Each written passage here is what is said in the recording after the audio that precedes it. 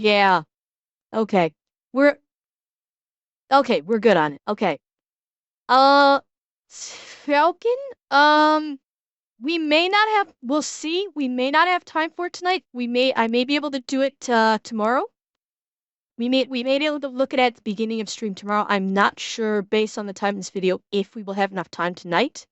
If we do have enough time, we will. But if we don't, we can look at it tomorrow. But yes, we are going to do Ramage's Rampage by Nick. This should be interesting. We do not hear about too many. Oh, excuse me. We don't hear about too many submarine stories. Yes, Deb, I know. So I am really curious. Like, submarine warfare is kind of fascinating.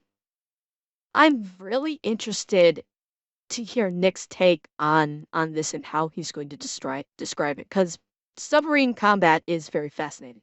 So let's check it out. Ah yes, that time a single US submarine took on an entire 23-ship convoy by itself. Today we're talking about the USS Parche and its commander Lawson Red Ramage, the first submarine commander in US history to earn the Medal of Honor and survive. But first, a word from our sponsor. Can we use that sponsor money for my breast reduction? What? Thanks. What?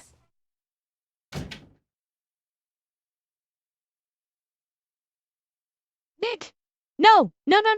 Don't just sit there. You get your ass up and you sprint after that woman. Tie her to the bed until she changes her mind about getting breast reduction on those glorious memories. You cannot allow this, Nick. It is a crime against humanity. There's no ad this week. Moving on. Ramage was born in 1909 and graduated from the U.S. Naval Academy in 1931. After graduating from the Naval Academy, he would serve on this. Oh, wait.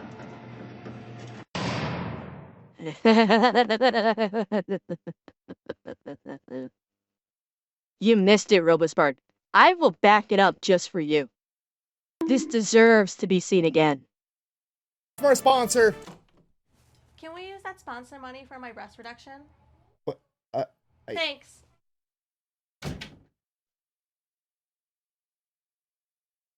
There's no ad this week. Moving on. Ramage.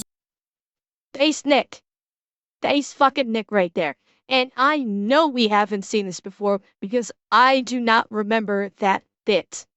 I would have remembered that bit from the video if we'd seen this before. So I know we haven't seen this one before. He was born in 1909 and graduated from the U.S. Naval Academy in 1931. After And graduating from the Naval Academy, he would serve on destroyers as an engineering officer, a radio officer, and a navigator. Then in 1935, he decides that he wants to try out to be on a submarine. So he goes in, takes his physical, and fails immediately because his vision isn't good enough because he has an eye injury from when he wrestled in high school. The very second he fails that vision test, he makes a decision. He decides that he's not going to let this stop him from serving on a submarine. In a demonstration of grit and determination, he decides that he is going to take that vision test again tomorrow. And unlike this time, next time he takes this test, he's gonna fucking cheat, because if you're not cheating, you're not trying. So as he makes his way out, he instructs a couple of his friends to memorize a different line of the vision test, gets that information from them later, puts the entire thing together, memorizes the entire vision test verbatim, and shows back up the next day ready to take this test again. So he takes a Boy, this sounds eerily familiar, doesn't it, chat? Well, Revan kinda, yeah. That's basically, yes. He's basically doing Space Cowboys, only he's being more thorough and he's being more thorough with it instead of being a super genius that's literally memorizing everything on the eye chart in 5 seconds based on what his buddies are doing beforehand. The vision test, gets 100%, no problem whatsoever. At this point, the optometrist, the same optometrist from yesterday, is like, I know what you're doing. So he goes over, changes the board, and he's like, okay, now read me that one. At this point, Ramage is like, shit. But he figures, hey, we're already here. We're going to give it a shot anyways. So he covers up his bad eye first, reads the lines the doctor tells him to read. Doctor tells him to switch eyes, and he goes, and recovers his bad eye again, reads the lines the doctor tells him to read. In the back of his head, he's like, I cannot fucking believe that this just worked. And the doctor is like, oh, hey, you passed. You must have just like had a bad day yesterday or something. And he's like, yeah. Something good. Is this a fucking Laurel and Hardy sketch? yeah, either the doctor was like so I don't give a fuck and wasn't even watching him, or he was in on the joke. Like, or he just exercised his main character powers, which is the more likely answer. Ha! Yeah, that was it. Anyways, now he's going to submarine warfare school. So he goes off, gets trained in submarine warfare, does great, ends up getting assigned to his first submarine, the USS S-29. He works there for about 8 months, then he gets rotated over to Pearl Harbor, where he is the sound and communications officer, working directly under the commander of the entire Pacific submarine fleet. And that is where he is on December 7th, 1941, when Pearl Harbor is attacked, aka the Japanese commit the biggest cardinal sin on the planet, fucking with America's boats. You touch their boats. Don't you dare! If you put one fin on that boat, don't touch the boat. Nemo! He touched the butt.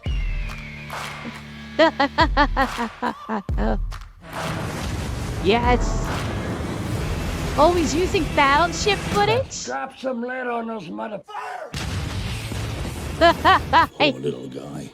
The one good scene in this whole fucking movie. This scene with the old crew of the Missouri, where they get the Missouri back in operational order, they charge at it, they drift the fucking boat, and then you have this badass old sailor say, Let's drop some lead on those motherfuckers. Fucking based. It is the best goddamn scene in this whole fucking movie because of that one sailor. Poor little guy. He's dead. So obviously, all of America is extremely pissed off, but Ramage is exceptionally pissed because he was actually there at Pearl Harbor when it happened. And here's the catch with that. Right after Pearl Harbor, over half the American surface fleet was temporarily out of commission due to all the damage, meaning that the only answer that America had at this point in time was the submarine fleet. To which Ramage is like, put me on a sub, I want to go get some revenge. So that's exactly what happens. He gets assigned to the USS Grenadier as a navigation officer. They go out and sink 2 Japanese ships right off the bat, and Ramage is awarded a Silver Star for his contribution. So right off the bat, Ramage is obviously doing pretty good. At this point, they decide they're going to give him his own submarine. He becomes the commander of the USS Trout. Okay, now here's the thing with being commander of a submarine during World War II. You were only allowed to go out with the same submarine and the same crew as its commander for a total of 4 war patrols, because the leadership believed that after 4 war patrols, a commander would either become too reckless or too conservative, and they had to rotate him out. So Ramage goes through his first 3 war patrols, and they're just not going the way that he had hoped. It's not the heroic revenge that he was really looking for. After 3 war patrols, he only manages to sink 3 Japanese ships. And just to be clear, that's not... I would say, I would question, how often does this happen? How many people join the military? And when and after they've joined the military, they join with the idea of like, I'm going to go out there and I'm going to be kicking ass in whatever job, as a soldier, as a Marine, as a sailor, as an airman. And I'm going to be going out there kicking ass. How many people saw Top Gun and they joined the Navy because they wanted to fly planes? How many people saw Navy SEALs? They joined the Navy thinking, I'm going to be SEAL. And then they actually start doing the job and they realize this is absolutely nothing like I thought it was. This actually sucks. I can imagine that happens to lots of military people. That it is nothing like they expected, and it is a lot more boring than they ever thought it would be. So, yeah, he is in very good company with his disillusion of what he thought it would be like, I imagine. For 3 war patrols, he only manages to sink 3 Japanese ships. And just to be clear, that's not for lack of trying. He goes out and finds a ton of Japanese ships and shoots an abundance of torpedoes at all of them, but every single time that he fires the American Mark 14 torpedo, it either veers off course or it hits but then doesn't blow up. It becomes very clear to Red Ramage that he, his crew, and the USS Trout are not the problem here. It is the American Mark 14 torpedo. During their second war... He's about to do some MacGyver shit, isn't he?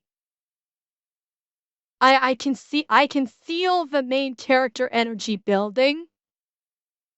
And why do I think he's gonna have the Scotty of engineers and they're about to MacGyver the fuck out of some of these Mark 14 torpedoes? War patrol, they actually find the Japanese battleship, the Kirishima, and fire 5 torpedoes at it, and all 5 of them veer off course, miss, or are duds. Don't get me wrong, it all works out in the end because the greatest battleship commander of all time, Admiral Willis Ching Lee, ends up sinking the Kirishima with the USS Washington in the greatest battleship versus battleship conflict the world has ever seen, but Red Ramage is still absolutely furious that he didn't get that glory because he should have sank the Kirishima right then and there. So fast forward, Ramage and the USS Trout are on their 3rd war patrol. They go to sink a Japanese cargo ship. They fire 2 torpedoes at it, which is absolutely enough to take out a cargo ship. Surprise, surprise, one of them is a complete dud. The other one, like, kinda half-ass explodes, but not really, damaging the ship a little bit. And Ramage is just absolutely furious with the situation altogether. At this point, he's on his 3rd war patrol. He's only sank 2 ships so far. He is absolutely sinking this cargo ship. He doesn't care what it takes. He orders his crew to surface the USS Trout. Everybody runs out on the bridge and starts opening fire on this cargo ship with 50 caliber machine guns, anti-aircraft guns, and the 3-inch deck gun on the submarine. This is not how you're supposed to conduct submarine warfare, but also the torpedoes are supposed to fucking explode, so whatever. So they roll up on this cargo ship on the surface. You know what? If it works, it fucking works. He's faking like a military man. Get the fucking job done. Who fucking cares how it gets done as long as it gets fucking done? If you're gonna give me shit equipment for my torpedoes, fuck it, I'm doing it my way and getting the job goddamn done. God bless him for it. Surface, firing at it the entire time, get within like 500 yards of it, and then shoot 2 more torpedoes at it, blowing it up and sinking it immediately. This is basically the naval equivalent of an execution. Then he finishes out the 3rd war patrol, goes back to Pearl Harbor, in person, goes to his chain of command, and is like, look, these torpedoes are garbage. They do not work. We have to do something about this. And his chain of command tells him to his face, the torpedoes work. You just don't know how to aim. This is your fault, not ours. To which point... It was at this moment that he knew. He fucked up.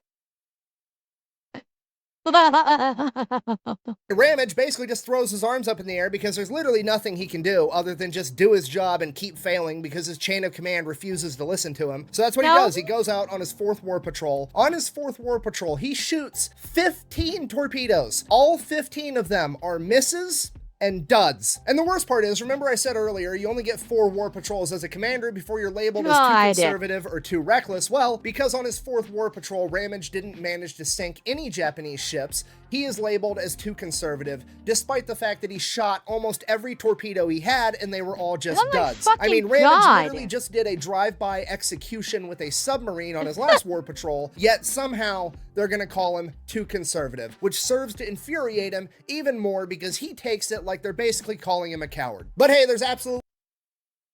I am honestly surprised with as much problems as he had with the torpedoes that he did not, like, default back to the tactic that did work, where, you know, he gets close to surfaces and just, like, unloads on them with the surface deck guns and then supplements with torpedoes. Granted, well, Zeb, I was going there. Granted, doing it against a cruiser or a gunship would be very dangerous. Yeah, that's where I was going. I was going that direction. That like I can understand. I bet he wanted to, but like all of his targets, I'm sure were not like warships. I'm sure there were other cargo ships that he had targeted. I'm a little surprised we don't have a story about him doing that on another cargo ship, just so he could basically, checkmark off a down ship. Like, yeah, against like the warships, against the battleships. No, I fully appreciate that kind of tactic would be suicide.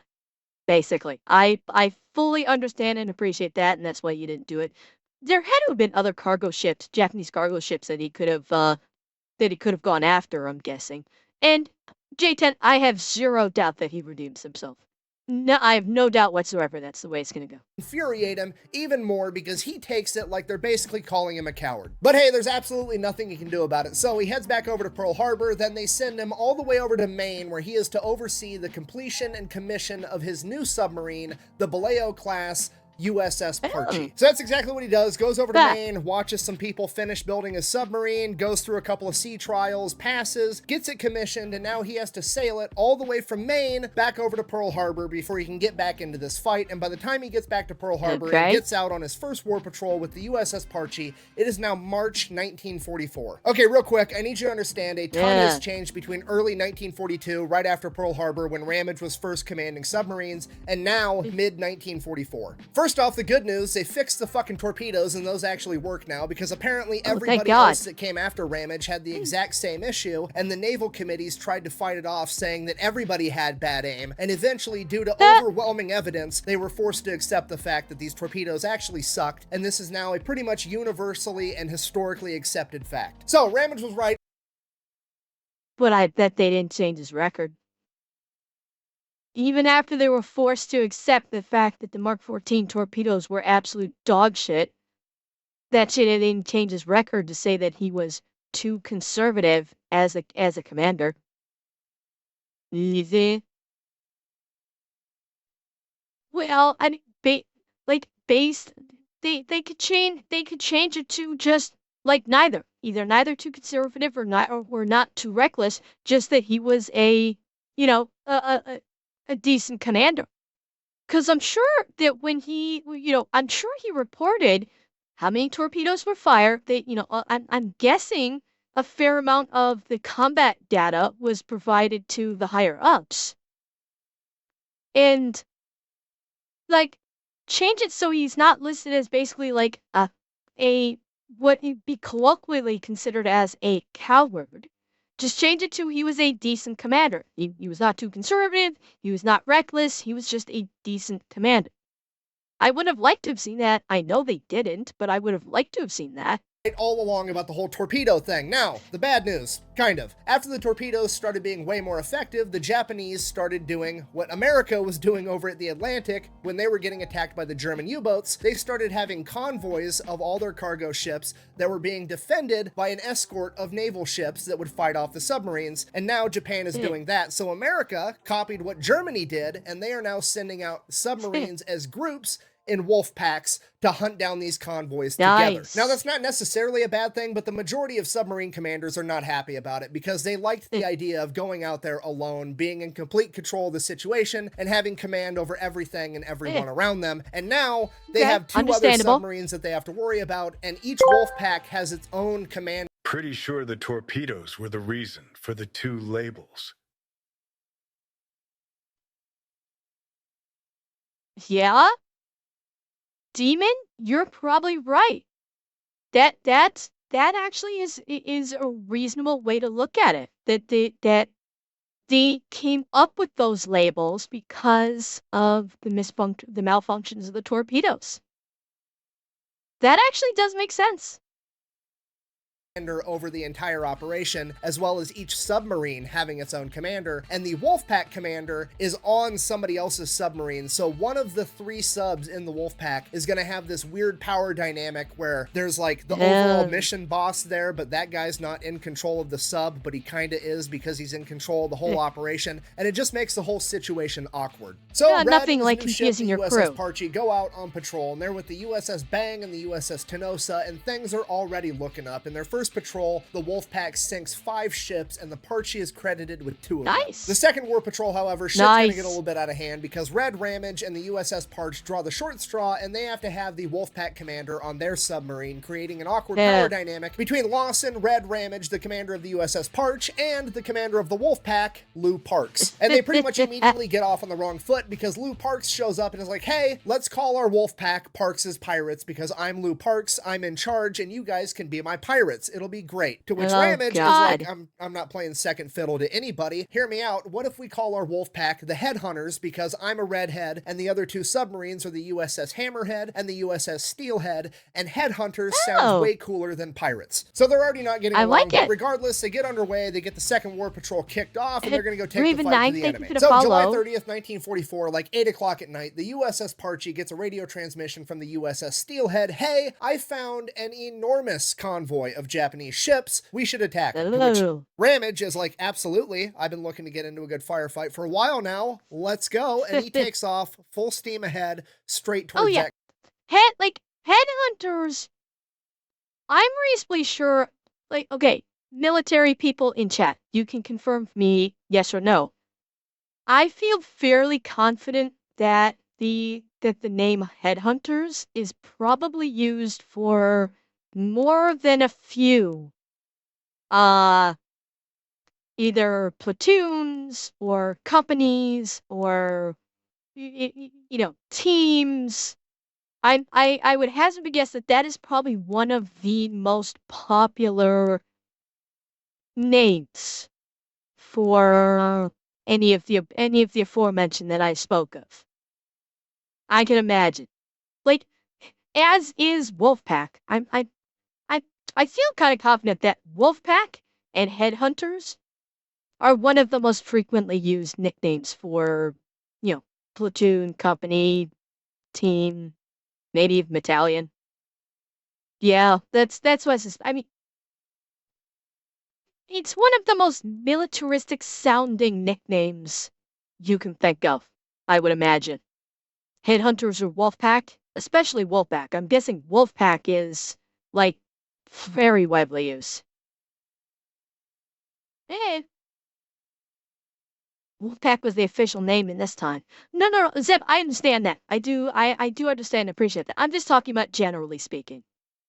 That convoy. So originally the USS Parche was like 30 miles away. They've been traveling at full speed for hours, like 3 hours now. They still haven't seen a single thing. Ramage wants to radio back over to the USS Steelhead, who's supposed to be tracking the convoy, and be like, hey, did they change course? What's going on? We should have intercepted them by now. Lou Parks, on the other hand, is like, no, that's not the protocol. We need to maintain radio silence and just keep going potentially the wrong way until somebody else gets a hold of us. So Ramage and Lou are butting heads. They have a fight. Eventually, they end up radioing over to the USS Steelhead, and the USS Steelhead is like, yeah, they changed course hours ago, and you guys are like way off course, headed the wrong direction. So now Ramage is pissed off that he wasn't allowed to make that radio transmission a couple hours prior, and he's like, you know what, I'm just going to start giving orders, and I'm going to go over Lou Parks' head. This is my sub. I'm just going to do this. So that's exactly what he does. Gets the new coordinates, takes off towards that convoy. USS Parche finally catches up. Now, just so we're all on the same page, these are diesel-powered submarines in World War II. They travel on the surface at night. They submerge during the day. While they're on the surface, they are significantly faster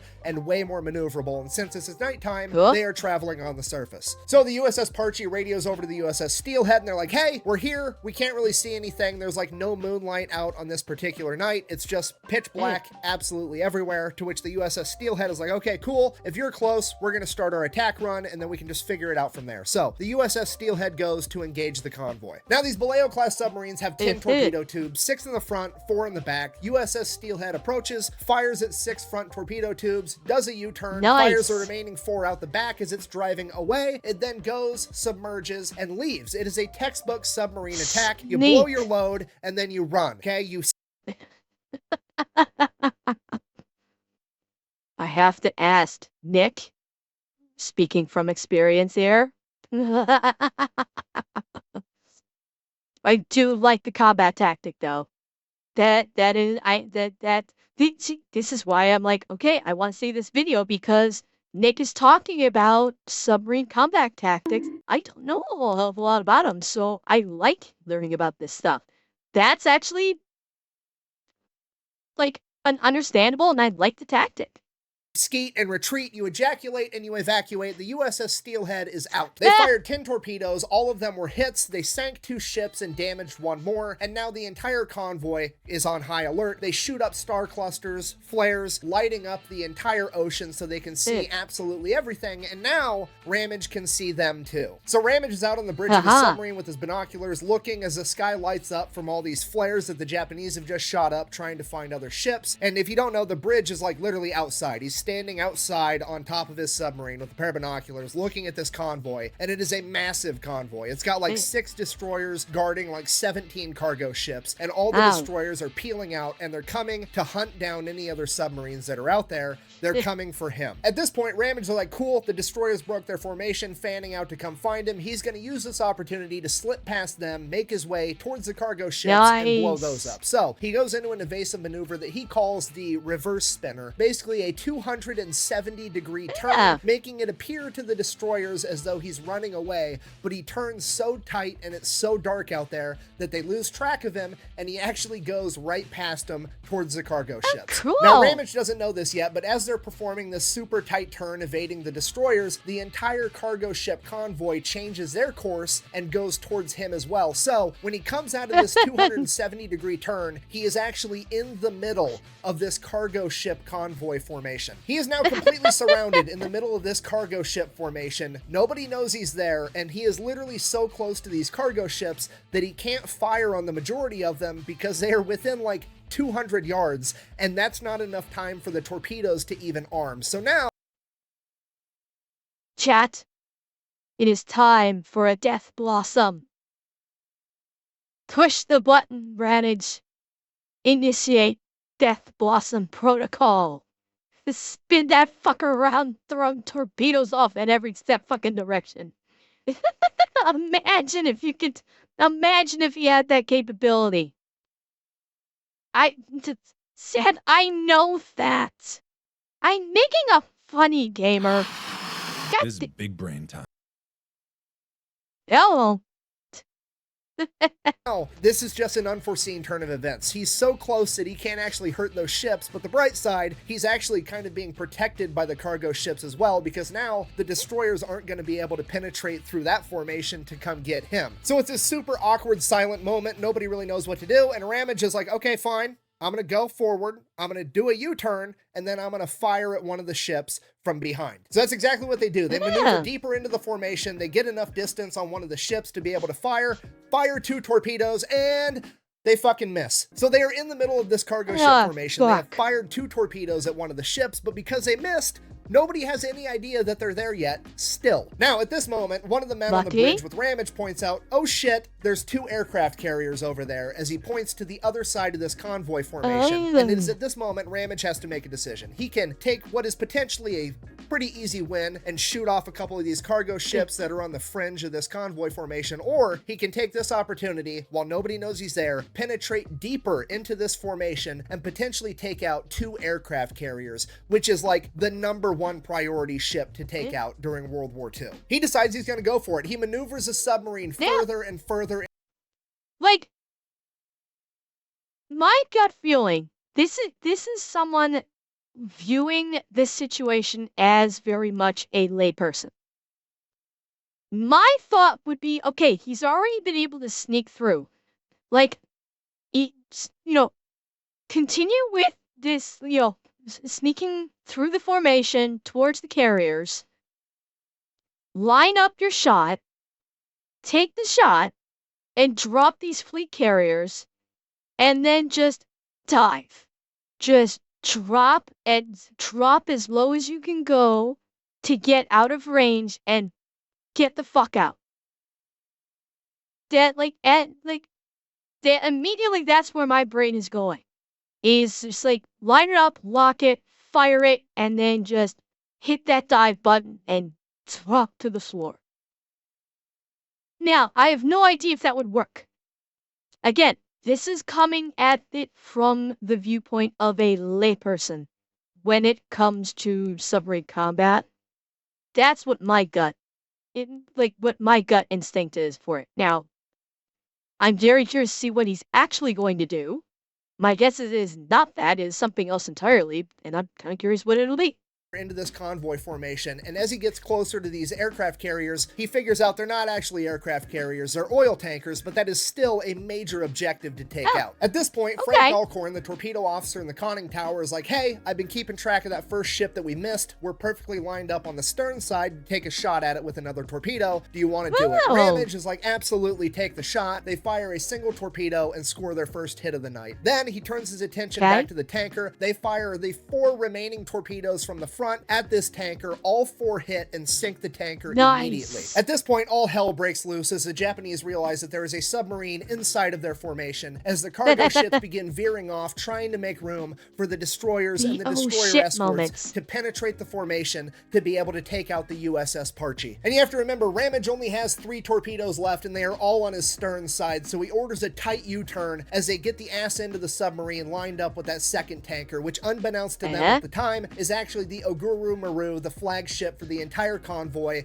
with the convoy commander on board. They get it lined up and fire their 3 remaining torpedoes. They have 1 miss and 2 hits, bringing that flagship to a limp, almost a complete stop, critically damaging it. And that's it. That's the end of it, right? I mean, the torpedo tubes are empty. The only thing left to do is submerge and make a clean getaway. But apparently not today. As the USS Parche comes under heavy machine gun fire from the escorts and the destroyers trying to defend the convoy, Commander Ramage decides that he's gonna do some gangster shit. He orders everybody off the bridge, including his boss, Lou Parks. Just complete dad energy of go wait in the car, I'll handle this. As everybody on the bridge makes their way back down into the submarine, Ramage points out the quartermaster, you're staying with me. I need somebody to be my witness. Basically just stand in the corner and yell World Star while I do this. It is now just Commander Ramage and this quartermaster on the bridge taking machine gun fire as Ramage orders his crew to refill the torpedo tubes, which I cannot stress to you enough is absolutely unprecedented. Literally no one has ever tried this in combat in US Navy history at this point in time. And a lot of you are probably like, well, what's the big deal with reloading a torpedo tube in the middle of combat? I mean, people reload guns in the middle of combat all the time. Yeah, they reload guns. This is not the same thing, okay? These torpedoes are 20 feet long and weigh 3,000 fucking pounds, okay? This is like 10 grown men about to give themselves hernias while they're using winches and hoists and all kinds of machinery and shit to load these gigantic explosive metal dicks into a tube to shoot at the enemy. This is not something that you want to be doing on the surface of the ocean, period, getting knocked around by the waves, but you especially don't want to be doing it in the middle of combat while you're getting shot at on the surface. And now the crew is also trying to reload these enormous torpedoes while they're performing evasive maneuvers, but somehow they manage to get 2 torpedoes up in a matter of like 4 minutes, which I cannot stress to you. Okay. Nick is going to be saying how insanely fast that is. He doesn't need to. Based on his description alone, being able to reload 2 torpedoes in 4 minutes? God damn. That's street. That's not fucking nuts. That is fucking badass. This is not like dad energy. This is Giga Chad energy at this point. Yeah, motivated not only by their commander, but by the fact that they did not want to die. But holy fuck, this is impressive.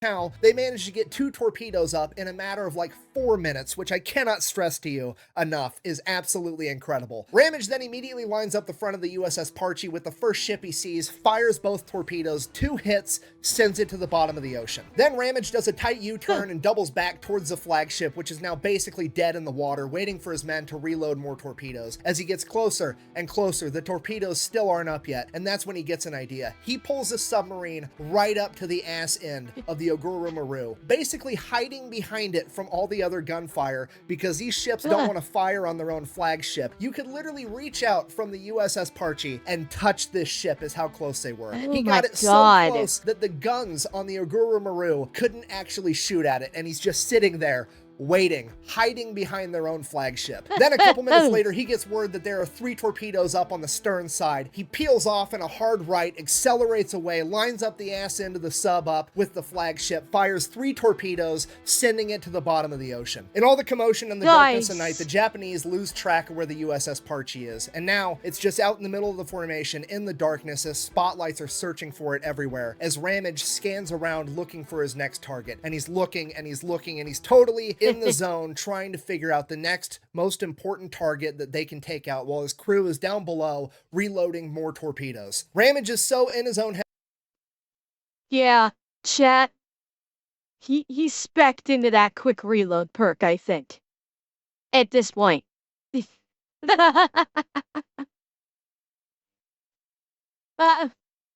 Well, Cortana's, I don't know. Sometimes these things conclude in a way that we don't think is going to happen. He could very well, the Wolfpack commander could very well file a complaint, and despite his success, we are talking about brass, and he might take a hit, get kicked in the teeth for this one. He might. We've seen it happen before.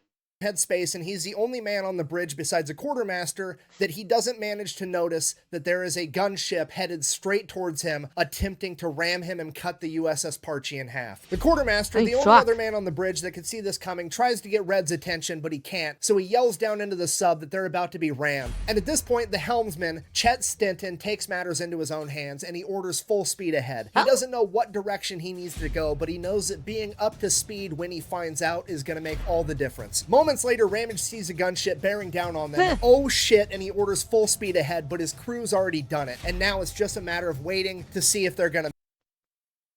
Okay. Can I just point out, we're talking about Ramage here? This crew is fucking base as hell.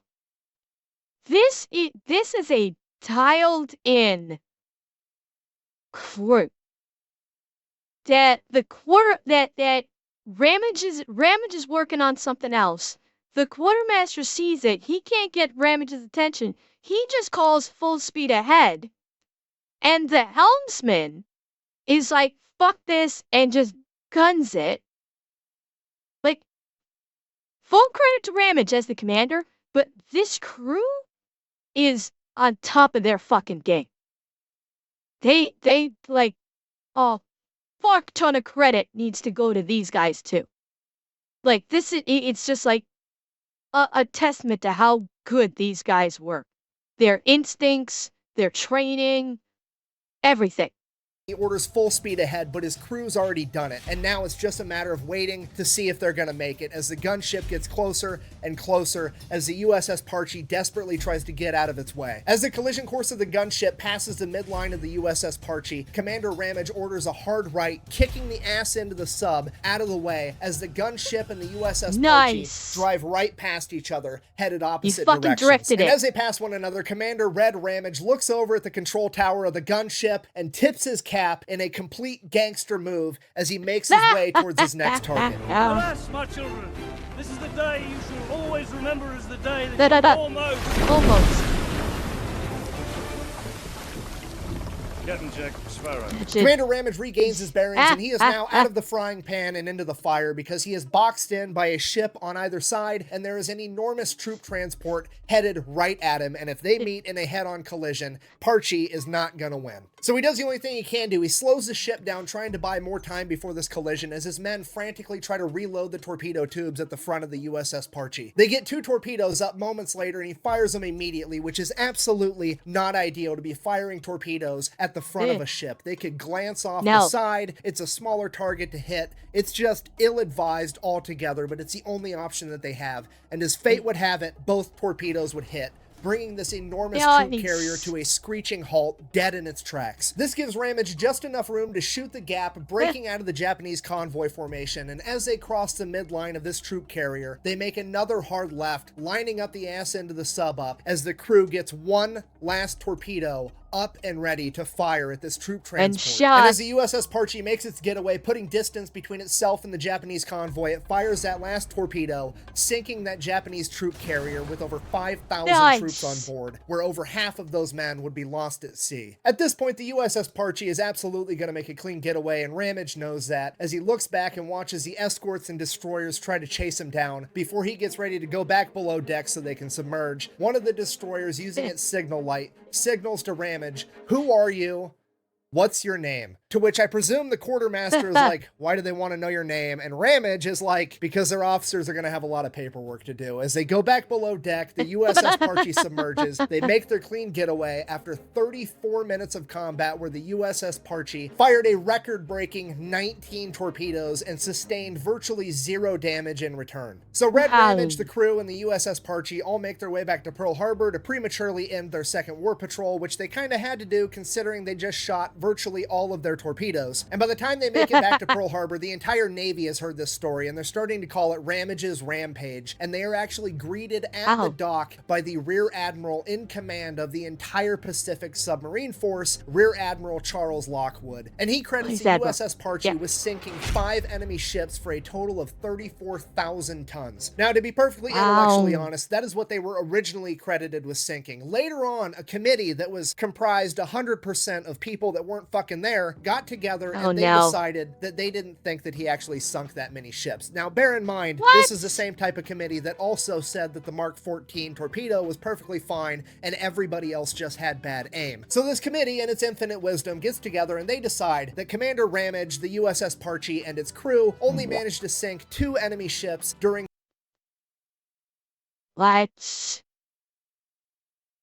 I knew something was going to happen like this once they got back to port. I knew it. He's not getting kicked in the teeth by command for going off book and gangster. But really? Yeah, Zeb, you said this was, They gave him full credit for the 5 down ships.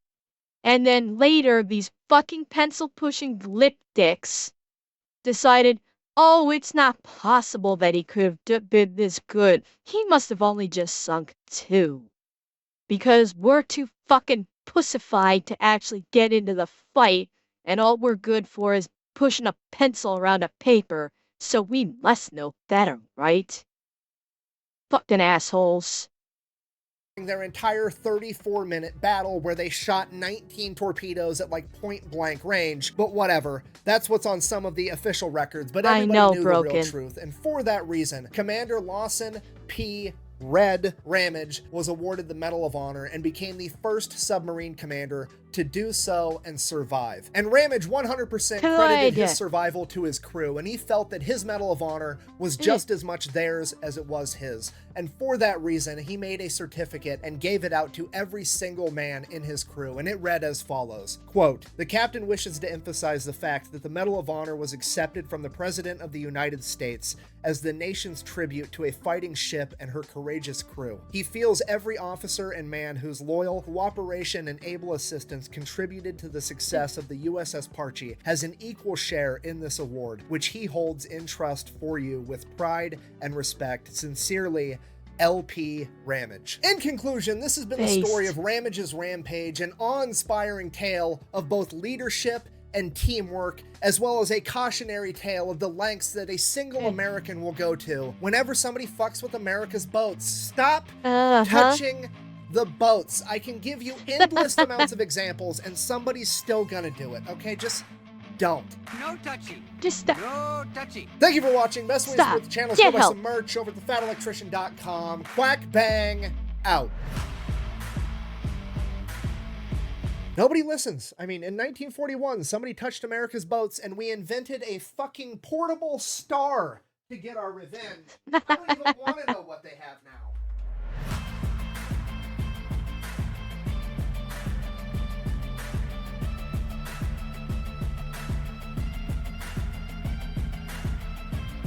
There's my station, chat. Snodgrass Landing. My station is called Snodgrass Landing. Dragon, you know how Nick says don't touch the boats? Don't touch my station.